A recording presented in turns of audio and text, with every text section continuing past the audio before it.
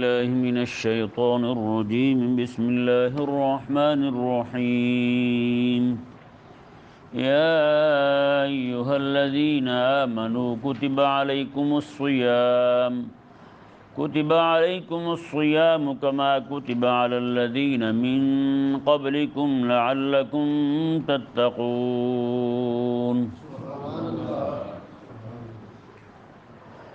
یہ آیت مبارکہ اور اس سے اگلی آیات مبارکہ میں اللہ تبارک و تعالی نے روزے کا حکم بیان فرمایا.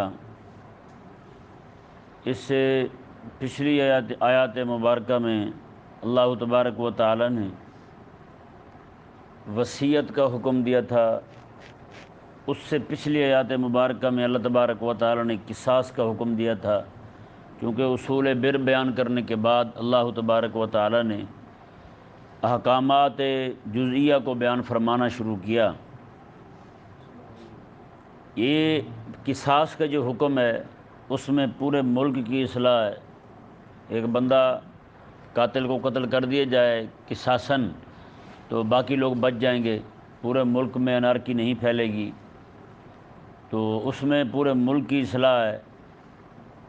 یہ وصیت کے معاملات جو ہیں، میراث کے معاملات جو ہیں، ان کو پورے طور پر ادا کر دیے جائے تو پورے خاندان کی اصلاح ہے. اور رمضان شریف کے روزے رکھنے میں خود بندے کے نفس کی اصلاح ہے.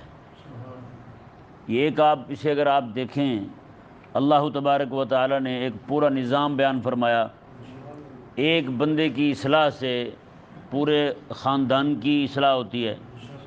جی، افراد سے خاندان بنتے ہیں، خاندان سے معاشرے بنتے ہیں، اور معاشرے سے ملک بنتا ہے، حکومت بنتی ہے. کہ نہیں سمجھ آیا مسئلہ؟ تو یہ اللہ تبارک و تعالی نے تینوں چیزیں، ان تینوں کی اصلاح کا طریقہ مبارکہ عطا فرمایا. فرد صحیح ہوگا تو معاشرہ صحیح ہوگا، معاشرہ صحیح ہوگا تو حکومت صحیح ہوگی. کہ نہیں سمجھ آیا مسئلہ؟ فرد صحیح ہے نہیں ہیں، معاشرہ بھی بگڑا ہوا ہے سارے کا سارا، اور حکومت وہ صحیح چاہیے. کہ نہیں سمجھ آیا مسئلہ؟ یہ بڑا ضروری ہے. اچھا، اور یہاں پہ ایک بات اور بھی ذہن میں رہے. جیسے آج کل جو جاہل صوفی ہیں وہ بڑا زور دیتے ہیں اس بات پر، نہیں جی پہلے جو ہے وہ نفس کی اصلاح ہو جائے، سارے بندے باعزید بستامی بن جائیں، تو اس کے بعد پھر حکومت اسلام کی آئے. یہ بھی ان کا نظریہ ٹھیک نہیں ہے.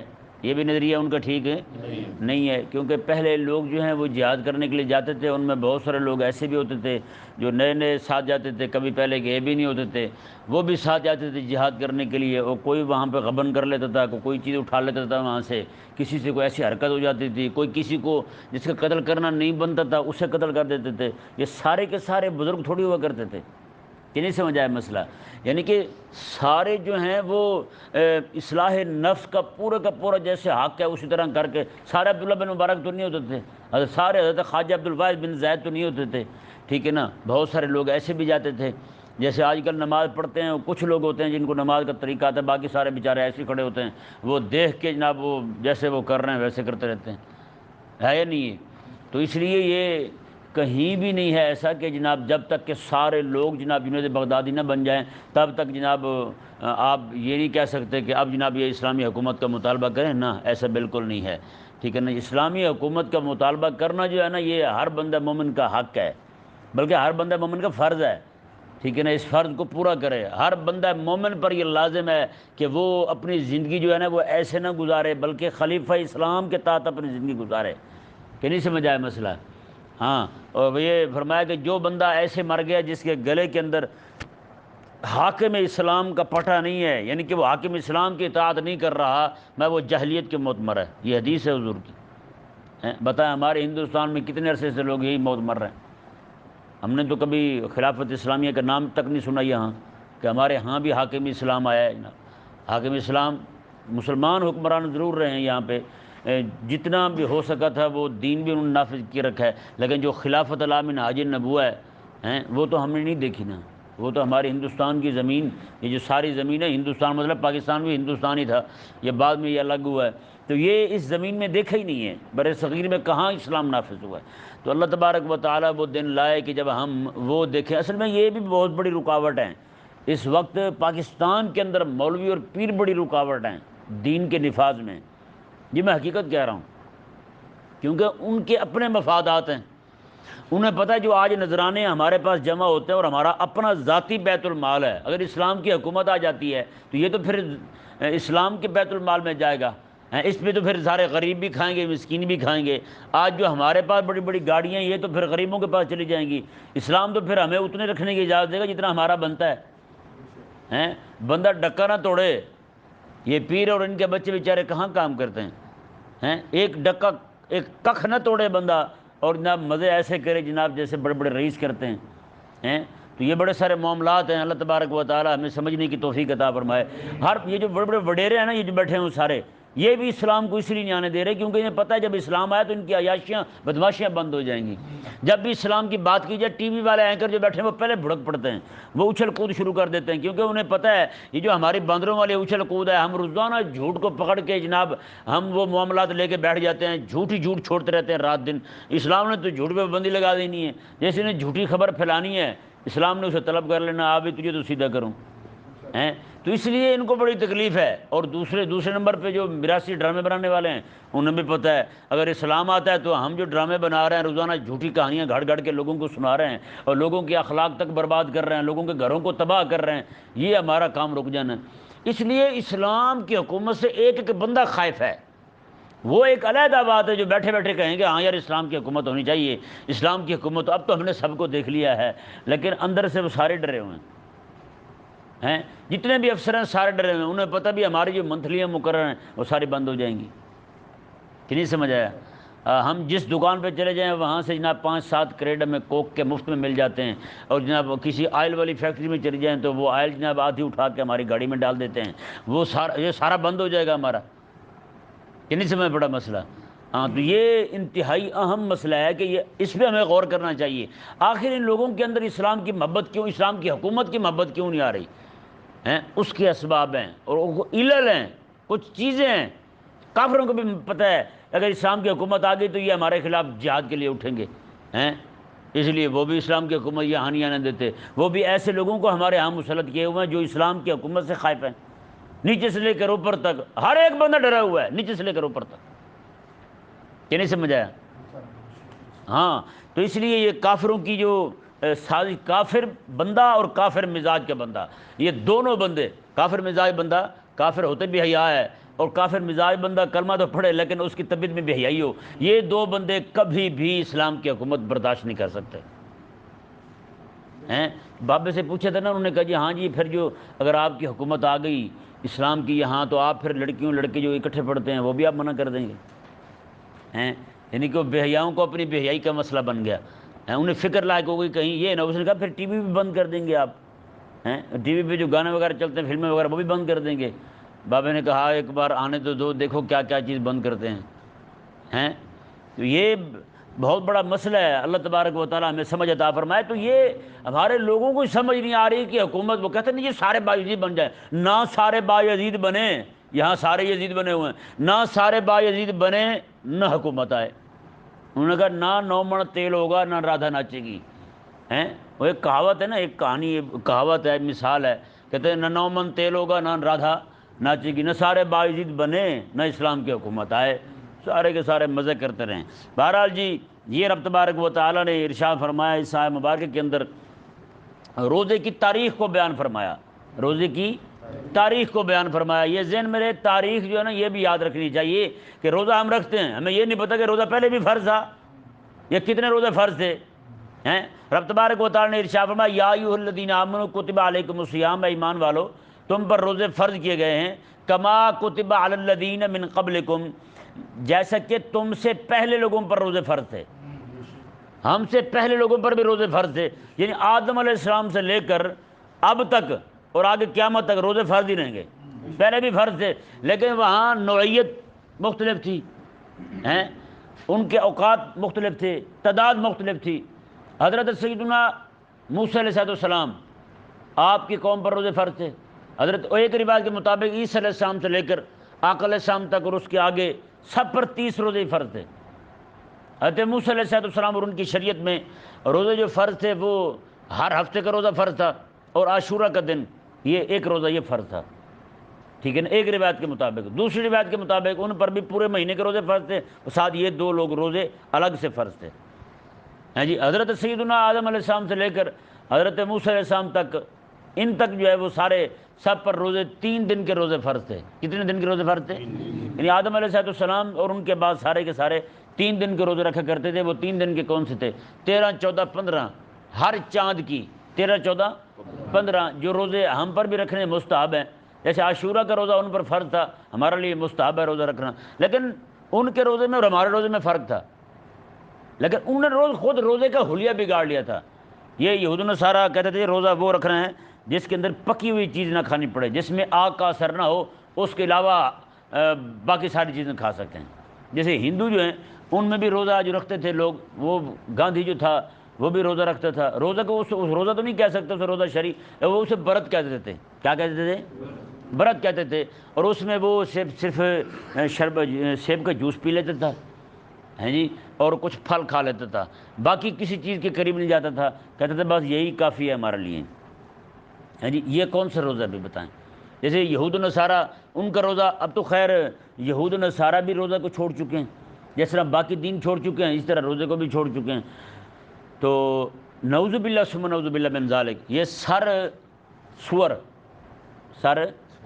سور جو ہے اس ذلیل نے تو حد کر دی۔ اس نے کہا کہ یہودی اور نصرانی جو ہیں یہ اور مکے کے مشرک یہ روزہ رکھتے تھے اس لیے کہ اپنے اوپر ظلم کرتے تھے، اور یہ سمجھتے تھے پاگل کہ اس سے اللہ راضی ہوتا ہے۔ کہتے ہیں بتائیں بندہ بھوکا مرے رب راضی ہو جائے؟ ہیں کیا رب جو ہے یہ گوارا کر سکتا ہے کہ اس کے بندے بھوکا مرے؟ نعوذ باللہ من ذالک۔ کہتا جی یہ رب تبارک و تعالی جو ہے وہ ان چیزوں کو پسند نہیں کرتا کہ اس کے بندے بھوکے مرے۔ اور اس نے یہاں تک کیا دیا، اس نے کہا کہ یہ رسول اللہ علیہ السلام اور مسلمانوں نے جو روزہ رکھنا شروع کیا یہ وہاں کے مشرکوں کو دیکھ کے شروع کیا۔ مشرک روزہ رکھا کرتے تھے، کہتے ان کی پیروی میں یہ رب تبارک و تعالیٰ کا کوئی حکم نہیں ہے کہ تم جو ہے روزہ رکھو۔ ہیں جی، یہ پیر نیچر جسے کہہ رہے ہیں آپ، نیچریوں کا پیر، لبرل سیکولر لوگوں کا پیر جو ہے، یعنی ہر چیز میں آسانی ایسی کر دی کہ رب تبارک و تعالیٰ کا کوئی بھی حکم جو ہے وہ اپنی اصل پر نہیں رہنے دیا اس نے۔ تو ان کی دیکھا دیکھی یہود و نصارہ کی کہ اس نے کہا کہ وہ لوگ روزہ رکھتے تھے تو انہوں نے بھی، کیونکہ آج یہود و نصارہ بھی روزہ چھوڑ چکے ہیں، تو اس نے کہا یہ جو مسلمان ہیں انہوں نے بھی ان کو دیکھ کے شروع کیا، مکہ کے مشرکوں کو، کہ جناب اس سے اللہ راضی ہوتا ہے۔ کہتے ہیں بتائیں خدا ان باتوں سے کیسے راضی ہوتا ہے؟ نہیں، اس نے کہا یہ تو رب تعالیٰ کو ناراض کرنے والی بات ہے روزہ رکھنا۔ جیسے آج ہمارے سکولوں میں، کالجوں میں، یونیورسٹیوں میں اس کی اس طرح لمبی ساری داڑھی کے ساتھ تصویر لگی ہوتی ہے، اسے کہتے ہیں یہ قوم کا بڑا محسن ہے، اس نے یہی احسان کیا ہے قوم کو، رب تبارک و تعالیٰ کے احکامات سے اعتماد ہی اٹھا گیا ہے۔ پہلے کوئی بھی بندہ یہ نہیں کہتا تھا رب تعالیٰ نے حکم دیا تو کیوں دیا ہے، رسول اللہ علیہ وسلم نے حکم دیا کیوں دیا ہے۔ ہر بندہ اپنے آپ کو رب تبارک و تعالیٰ اور اس کے رسول صلی اللہ علیہ وسلم کے حکم کا پابند سمجھتا تھا، لیکن جب سے یہ ذلیل آیا ہے اس نے لوگوں کے اندر ایسی نظریت داخل کی ہے، ایسا لبرلزم اور سیکولرزم کا زہر گھولا لوگوں کے ذہنوں میں، دماغوں میں۔ آج لڑکے پوچھتے ہیں رب تعالیٰ نے یہ حکم کیوں دیا تو وہ حکم کیوں دیا، ایسا کیوں ہے تو ویسا کیوں ہے، رب تعالیٰ کے احکامات پہ یہ اعتراضات ہو رہے ہیں۔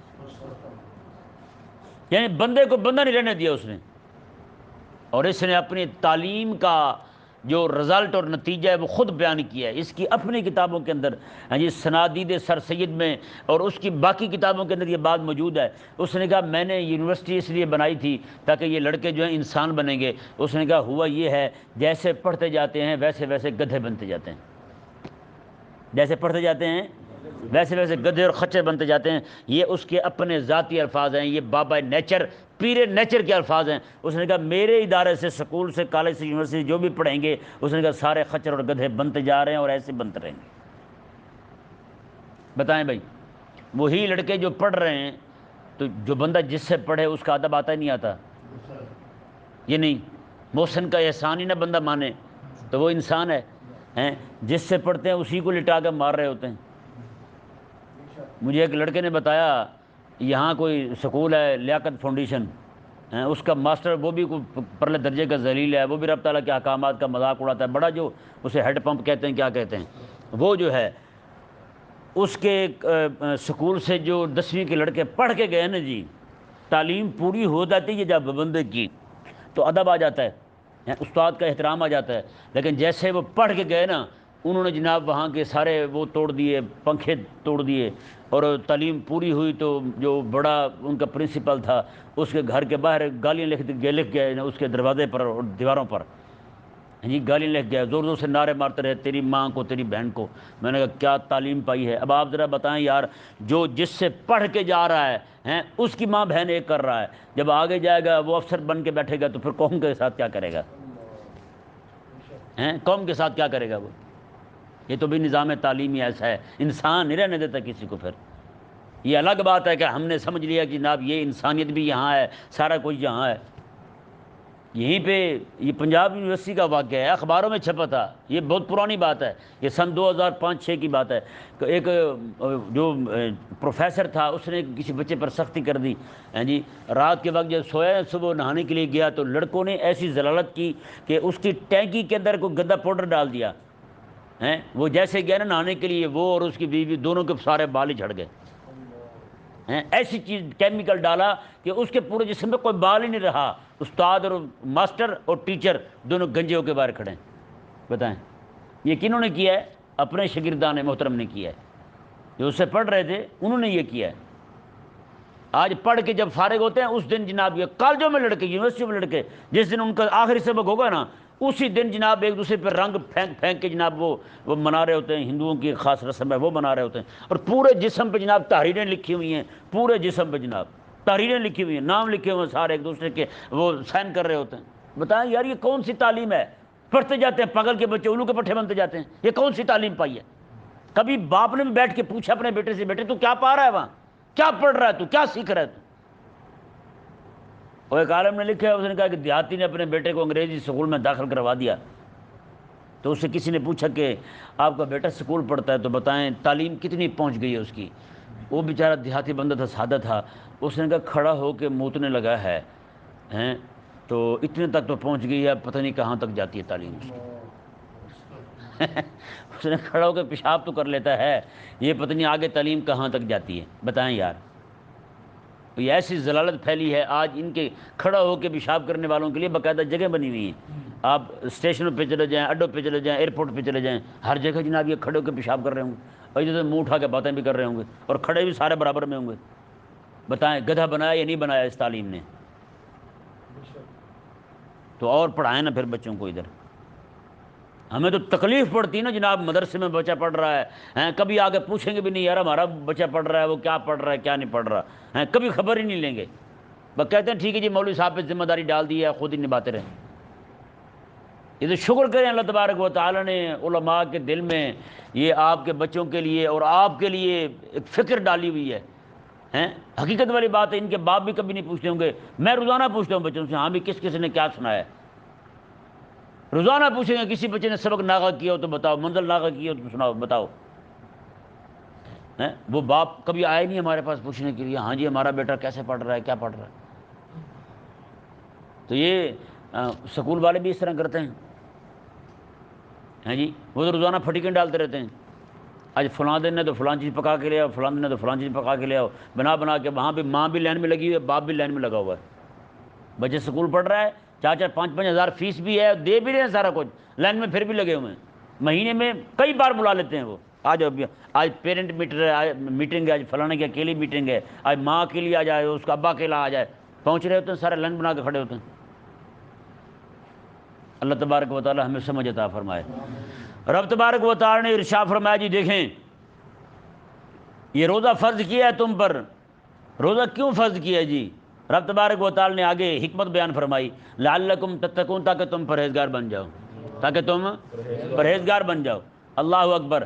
ظاہری بات ہے 3 چیزیں جو ہے نا اصل چیزیں، 3 چیزیں نفسانی خواہشات میں، کھانا پینا اور جماع، کھانا پینا اور جماع، یہ 3 چیزیں جو ہیں اس کی طرف بندے کا نفس مائل ہوتا ہے۔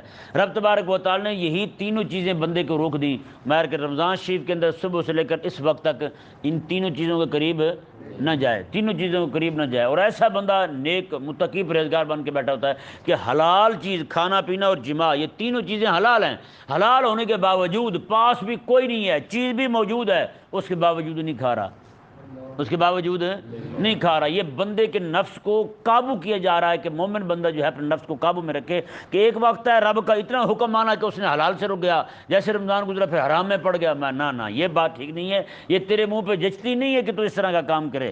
رب تبارک و تعالی نے ارشاد فرمایا جی دیکھیں، اور مزے کی بات دیکھیں، حیران کن بات ہے وہ یہ ہے کہ یہ انسان جو ہے نا، یہ ایک روایت میں یہ الفاظ ہیں، اکرم النخل فانها عمتکم فانها عمتکم، میں کہ تم کھجور کی عزت کرو، یہ تمہاری پھوپھی لگتی ہے۔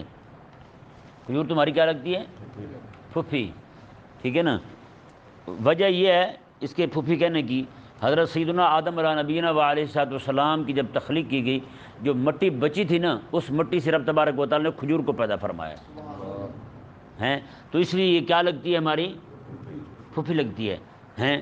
تو سبحان اللہ، یہی وجہ ہے جب بندہ مومن جو ہے نا سارے دن کا بھوکا ہو، کریم آقا صلی اللہ علیہ وآلہ وسلم نے ارشاد فرمایا کہ اس وقت جب روزہ کھولنے لگے نا تو سب سے پہلی چیز تمہارے پیٹ میں جائے وہ کھجور ہونی چاہیے۔ کیا ہونی چاہیے؟ کھجور ہونی چاہیے۔ تو فرمایا کیونکہ یہ اور کھجور اور انسان کا خمیر ایک ہے، خمیر ایک ہے ہیں؟ جیسے وہ خمیر آپس میں وہ جدائی ہوئی نا، آدم علیہ السلام بن گئے، یہ انسان چل پڑے، وہ کھجور بن گئی تو وہ چل پڑی۔ اور مزے کی بات دیکھیں، اسی کھجور کو رب تبارک و تعالی نے قرآن کریم میں شجر طیبہ قرار دیا ہے، پاک درخت ہے یہ، شجر طیبہ قرار دیا رب تبارک و تعالی نے قرآن کریم میں۔ اور آقا علیہ السلام نے بھی ایک بار ارشاد فرمایا تھا، آقا علیہ السلام میں ایک درخت ہے، اس کی مثال مومن جیسی ہے۔ مومن جیسی کیوں نہ ہو؟ مومن کی پھپھی جو لگی ہیں، مومن کی پھوپھی جو لگی تو مومن جیسی ہونی ہے، پھوپھی بھتیجے جیسی ہوتی نا، کہ نہیں ہوتی؟ تو رب تبارک و تعالی نے اسی کھجور کو آقا علیہ السلام نے فرمایا کہ ایک درخت ہے، اس کی مثال مومن جیسی ہے۔ یعنی مطلب کیا ہے؟ فرمایا کہ وہ درخت جو ہے اس پہ خزاں نہیں آتی۔ کبھی آپ نے دیکھا کہ اب جناب کھجور کے پتے گرے ہوئے ہیں، پتے گرتے ہیں اس کے، خزاں جتنی مرضی آتی رہے اس سے تو کچھ نہیں ہوتا، دھوپ جتنی مرضی پڑتی رہے اس کے پتے جو ہیں وہ تو نہیں جلتے ہیں، وہ تو ویسے کی ویسے کھڑی رہتی ہے۔ آقا علیہ السلام میں بندے مومن کی مثال ہی ایسی ہے، میں کہ جتنی مرضی آفتیں آ جائیں، جتنی مرضی فتنے آ جائیں، مومن بندہ اس کا ایمان کبھی ڈگمگاتا نہیں ہے۔ یہ ماہ مدینہ اپنی تجلی عطا کرے، یہ چاندنی تو پہر دوپہر کی ہے۔ انہوں نے کہا یہ جو ساری چمک دمک یہ نظر آ رہی ہے نا ساری انگریز کی ساری، اس نے کہا یہ 1-2 دن کی ہے۔ کہتے ہیں ہمارے لیے تاجدار مدینہ ہیں جو رب تبارک و تعالی کی طرف سے ہمارے لیے آفتاب و مہتاب اور 14ویں کے چاند بن کے ہیں، ہمارے لیے ان کا نور ہی کافی ہے، بس ہمارے لیے وہی کافی ہے، ہمیں کسی اور چیز کی ضرورت ہی نہیں ہے۔ اللہ اکبر۔ رب تبارک و تعالی نے ارشاد فرمایا جی دیکھیں آگے، میں ایام معدودات، سبحان اللہ، یہ ایک بزرگوں کا طریقہ بھی رہا ہے۔ جب کچھ کہتے ہیں نا کہ بندہ پریشانی کا اظہار کر رہا ہو، کہتے ہیں اے بچے یہ چند دن کی بات ہے، بس کیا کہتے ہیں؟ چند دن کی بات ہے۔ بچے کہے جی ابا جی مجھے پڑھنے میں بڑی دقت ہو رہی ہے، اس نے کہا ابا بیٹے چند دن کی بات ہے، خیر ہوگی ہیں۔ رب تبارک و تعالی نے ارشاد فرمایا کہ یہ کوئی زیادہ دن تھوڑے ہیں، ایام معدودات، یہ تو چند دن ہیں، بس کیا ہیں؟ ایام معدودات، یہ تو چند گنتی کے دن ہیں۔ اور آگے فرمایا کہ فمن کان منکم مریضا وعلی سفر، میں جو بندہ تم میں سے بیمار ہو یا پھر سفر پر ہو، فعدۃ من ایام اخر، تو وہ دوسرے دنوں میں اتنے روزے رکھ لے، دوسرے دنوں میں اتنے روزے رکھ لے۔ ہے آسانی یا نہیں ہیں؟ دوسرے جتنے چھوٹے ہیں اتنے ہی رکھنے، جتنے چھوٹے ہیں اتنے رکھنے ہیں۔ آپ بل جمع کروانے جائیں، ایک دن چھوٹ جائے نا، تاریخ مقرر ختم ہو جائے تو دوسرے دن جائیں گے، اتنے لیں گے؟ زیادہ لیں گے نا، تو پھر آگے نہیں سمجھ۔ یہ رب تبارک و تعالیٰ کا نظام ہے، سبحان اللہ۔ رب تبارک و تعالیٰ میں جتنے چھوٹ رہے ہیں اتنے اور رکھ لو تم۔ اور آگے میں وَعَلَى الَّذِينَ يُطِيقُونَهُ فِدْيَةٌ طَعَامُ مِسْكِينٍ، اور وہ بندہ جو روزہ رکھنے کی طاقت بھی رکھتا ہو اور دل نہ کرے اس کا، یا اسے مشکل لگے روزہ رکھنا، تو وہ ایک دن کا فدیہ دے دے، مسکین ایک مسکین کو کھانا دے دے، ایک دن کا فدیہ، ایک مسکین کا کھانا دے دے، یہ فدیہ اس کا۔ یہ ذہن میں رہے، شروع میں جب روزہ رکھتے نہیں تھے تو ایک دم سے روزہ رکھنے کا حکم آیا، تو رب تبارک و تعالی نے ارشاد فرمایا کہ کیونکہ لوگوں کو مشکل لگنا تھا، میں جس بندے کو روزہ رکھنا، اور ایک قرات کے مطابق یطوقونہ ہے، میں جس بندے کو تطوق ہو، تکلف ہو، اسے یہ تھوڑی سی دقت ہو کہ روزہ رکھنے میں، وہ بندہ جو ہے روزے کا فدیہ دے دے۔ یعنی روزہ رکھنے کی طاقت ہے لیکن رکھنے میں دوسری دقت محسوس ہو رہی ہے تھوڑی، تو وہ بھی فدیہ دے دے۔ روزہ رکھ سکتا ہے، طاقت بھی ہے لیکن رکھنا نہیں چاہتا، وہ فدیہ دے دے۔ یہ ذہن میں رہے یہ پہلے حکم تھا، اگلی آیت مبارکہ کے اندر یہ منسوخ ہو گیا حکم ہیں۔ جب دیکھا نا کہ لوگ جو ہیں اس کے عادی بن گئے ہیں، رب تبارک و تعالیٰ نے نہ اب نہیں بھائی۔ دیکھیں جی رب تبارک و تعالیٰ نے ارشاد فرمایا فمن تطوع خیرا فهو خیر اللہ، میں کہ جو بندہ روزہ رکھنا چاہے تو بہتر ہے اس کے لیے، روزہ رکھنا چاہے تو اس کے لیے بہتر ہے۔ وَأَن تَصُومُوا خَيْرٌ لَكُمْ إِن كُنتُمْ تَعْلَمُونَ، میں کہ اور یہ کہ تم روزہ رکھو یہی بہتر ہے تمہارے لیے اگر تم جانو تو، اگر تمہیں کوئی علم ہے تو پھر روزہ رکھنا ہی تمہارے لیے بہتر ہے۔ ہیں جی یہاں ترغیب دلائی گئی ہیں، میں روزہ رکھ لو تم، اگر نہیں رکھ سکتے تو پھر فدیہ دے دو، پھر کیا کرو فدیہ دے دو۔ فرمایا کہ پھر بھی اگر رکھو تو یہی بہتر ہے۔ ہیں کیسے ترغیب دلائی جا رہی ہے، شوق بھی دلایا جا رہا ہے۔ اگلی آیت مبارکہ میں یہ ترغیب یعنی کہ ختم کر کے اس حکم یا جس حکم میں اختیار تھا، خیار حاصل تھا بندے کو کہ رکھے تو ٹھیک ہے، نہ رکھے تو بھی ٹھیک ہے، فدیہ دے دے، پھر رب تبارک و تعالیٰ نے آگے وہ اختیار ختم کر دیا۔ رب تعالیٰ نے ارشاد فرمایا شہر رمضان الذی، سبحان اللہ، میں کہ رمضان کے مہینے میں یہ قرآن نازل کیا گیا ہیں جی۔ یہ ذہن میں رہے قرآن کا ایک انزال ہے ایک تنزیل ہے، ایک انزال ہے ایک تنزیل ہے۔ انزال کہتے ہیں ایک ہی بار نازل کرنے کو، اور تنزیل کہتے ہیں تھوڑا تھوڑا شیئن فشیئن نازل کرنے کو کہتے ہیں۔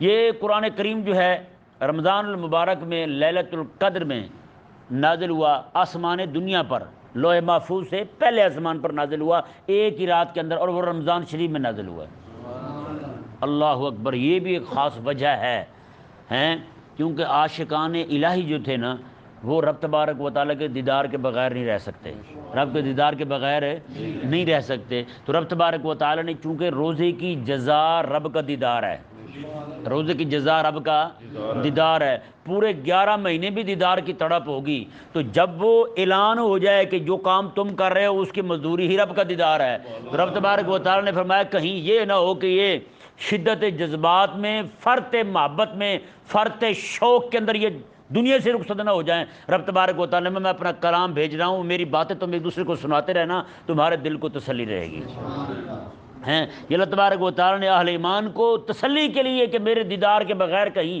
دنیا سے رخصت ہو جائیں، کہیں یہ کچھ کاری نہ بیٹھیں، رب تبارک و تعالیٰ نے قرآن کریم نازل فرمایا، اپنا کلام عطا فرمایا، کیونکہ جس کے ساتھ بندے کو محبت ہوتی ہے اس کی باتیں کرتا رہتا ہے، رات دن اس کی باتیں کہتے ہیں جو فلاں ایسے جیسے بندے کے ہاں بچہ ہو نا چھوٹا سا، تو وہ جہاں بھی جائے گا اس کی باتیں سنائے گا، وہ علیحدہ بات ہے، اگلے بندے کو مزہ نہیں آ رہا ہوگا اس کی باتیں سن کے، ہے یا نہیں؟ وہ کہتے ہیں میرا بیٹا ایسے کہتا ہے، میرا بیٹا ایسے، میرا بیٹا تھپڑ میں مار دیتا ہے مجھے، ہیں ایسی باتیں کرتے رہتے ہیں، بتاتے ہیں لوگوں کو، تو وہ اگلے بندے کو مزہ نہیں آ رہا، اسے مزہ آ رہا ہے، کیوں؟ اسے محبت جو ہوئی ہیں۔ تو رب تبارک و تعالیٰ نے قرآن کریم رمضان کے مہینے میں نازل فرمایا تاکہ یہ میرے بندے جو ہیں نا یہ میری باتیں آپس میں ایک دوسرے کے ساتھ کرتے رہیں، میری محبت جو ہے وہ ان کی یادیں تازہ کرتی رہے ان کے ساتھ۔ تو رب تبارک و تعالیٰ نے ارشاد فرمایا جی رمضان کے مہینے میں یہ قرآن نازل فرمایا، ھدی للناس، یہ ہدایت بھی ہے لوگوں کے لیے، وبینات من الہدی والفرقان، یہ ہدایت کے اور فرقان کے واضح دلائل بھی ہیں، واضح روشن دلائل بھی ہیں فرقان کے،